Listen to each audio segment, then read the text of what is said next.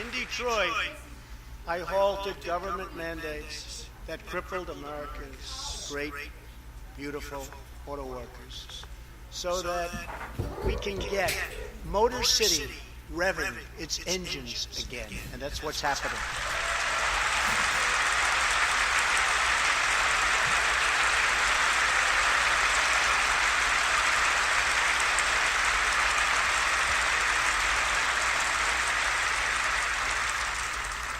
Many car companies are now building and expanding plants in the United States, something we haven't seen for decades. Chrysler is moving a major plant from Mexico to Michigan. Toyota and Mazda are opening up a plant in Alabama, a big one, and we haven't seen this in a long time. It's all coming back.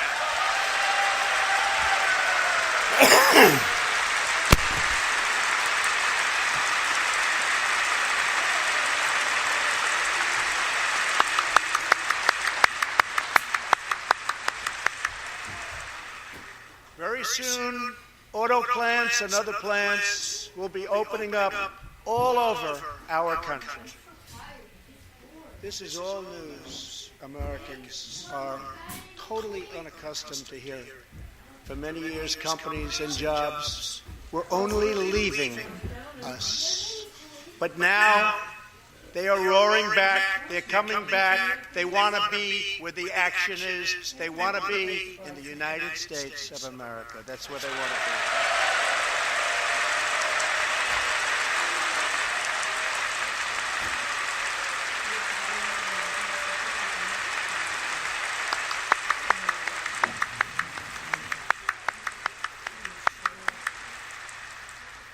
Exciting progress is happening every single day.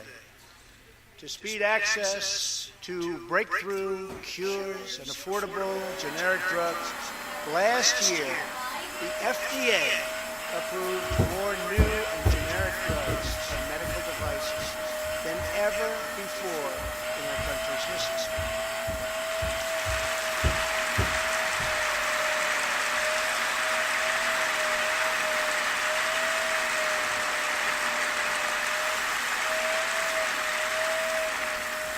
We also believe that patients with terminal conditions, terminal illness, should have access to experimental treatment immediately that could potentially save their lives. People who are terminally ill should not have to go from country to country to seek a cure. I want to give them a chance right here at home. It's time for Congress to give these wonderful, incredible Americans the right to try.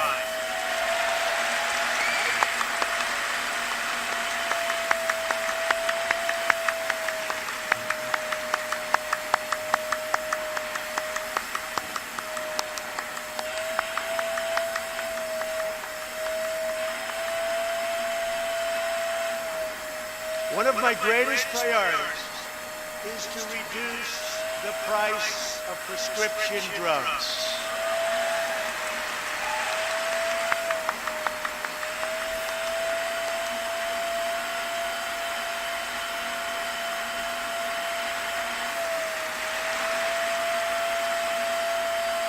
In many other countries, these drugs cost far less than what we pay in the United States. It's very, very unfair. That is why I've directed my administration to make fixing the injustice of high drug prices one of my top priorities for the year.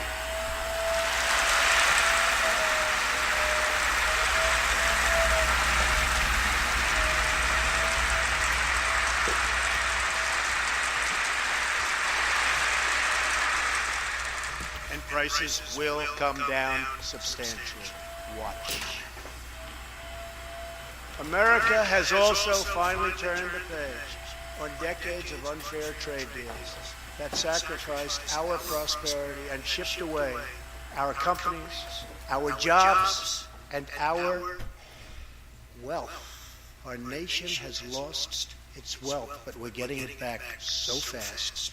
The era of economic surrender is totally over. From now on, we expect trading relationships to be fair and, very importantly, reciprocal.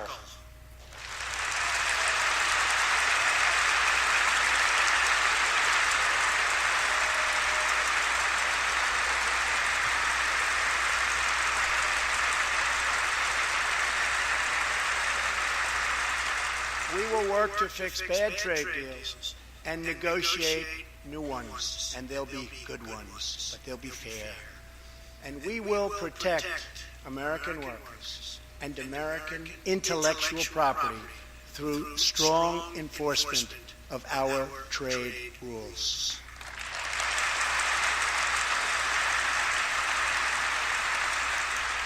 As we rebuild our industry, it is also time to rebuild our crumbling infrastructure.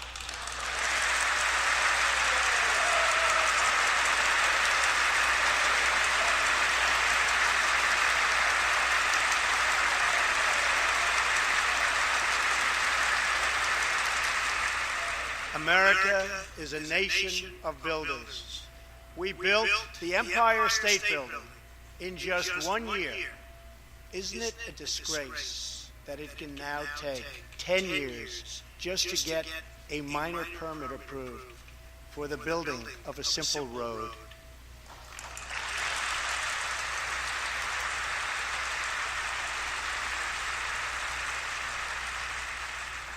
I am asking both parties to come together to give us safe, fast, reliable, and modern infrastructure that our economy needs and our people deserve.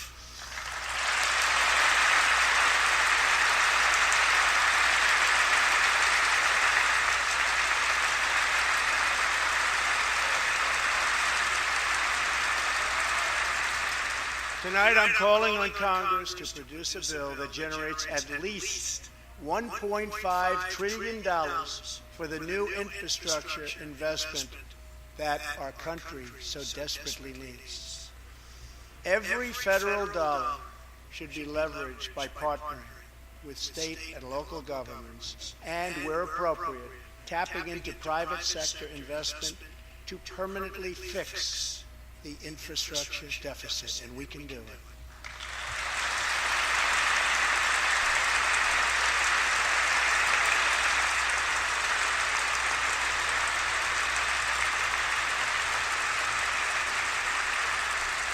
Any bill must also streamline the permitting and approval process, getting it down to no more than 2 years and perhaps even 1. Together, we can reclaim our great building heritage.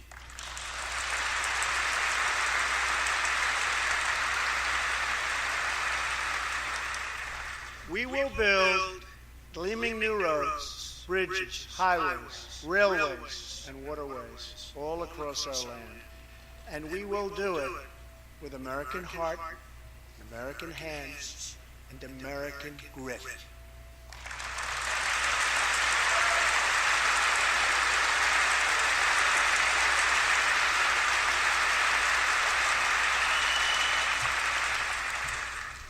We want every American to know the dignity of a hard day's work.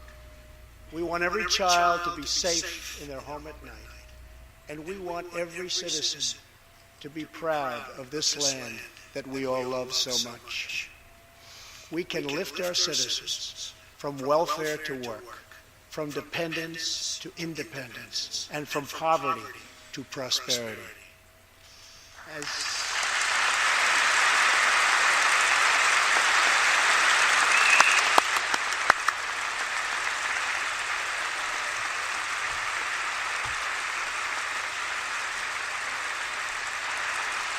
As tax cuts create new jobs, let's invest in workforce development and let's invest in job training, which we need so badly.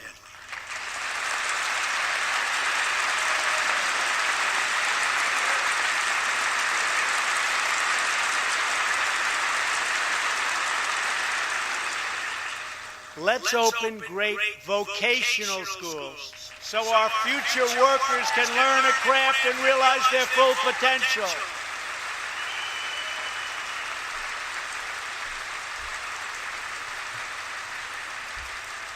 And let's support working families by supporting paid family leave.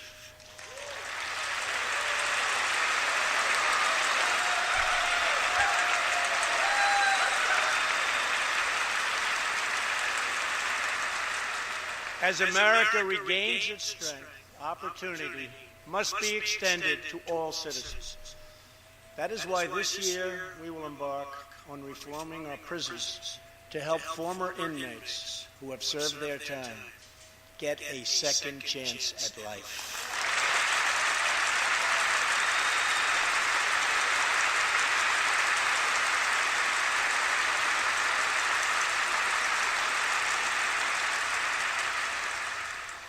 Struggling communities, especially immigrant communities, will also be helped by immigration policies that focus on the best interests of American workers and American families. For decades, open borders have allowed drugs and gangs to pour into our most vulnerable communities. They've allowed millions of low-wage workers to compete for jobs and wages against the poorest Americans. Most tragically, they have caused the loss of many innocent lives. Here tonight are two fathers and two mothers, Evelyn Rodriguez, Freddie Cuevas, Elizabeth Alvarado, and Robert Mickens. Their two teenage daughters, Kayla Cuevas and Nisa Mickens, were close friends on Long Island. But in September 2016, on the eve of Nisa's 16th birthday, such a happy time it should have been, neither of them came home. These two precious girls were brutally murdered while walking together in their hometown. 6 members of the savage MS-13 gang have been charged with Kayla and Nisa's murders. Many of these gang members took advantage of glaring loopholes in our laws to enter the country as illegal, unaccompanied, alien minors and wound up in Kayla and Nisa's high school. Evelyn, Elizabeth, Freddie, and Robert, tonight everyone in this chamber is praying for you. Everyone in America is grieving for you. Please stand. Thank you very much.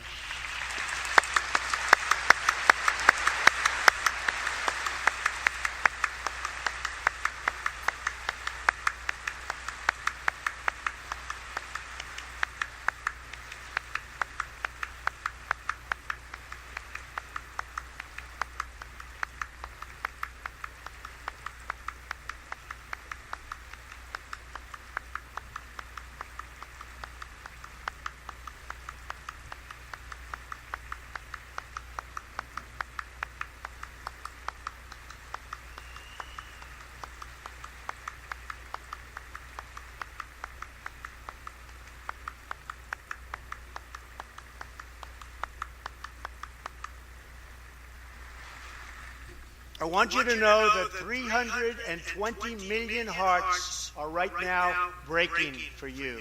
We love you. Thank you.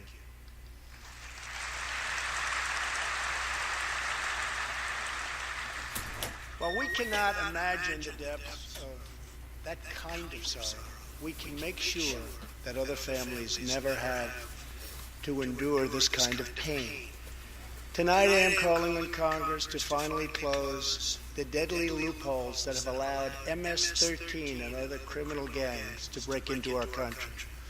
We have proposed new legislation that will fix our immigration laws and support our ICE and Border Patrol agents. These are great people. These are great, great people that work so hard in the midst of such danger so that this can never happen again.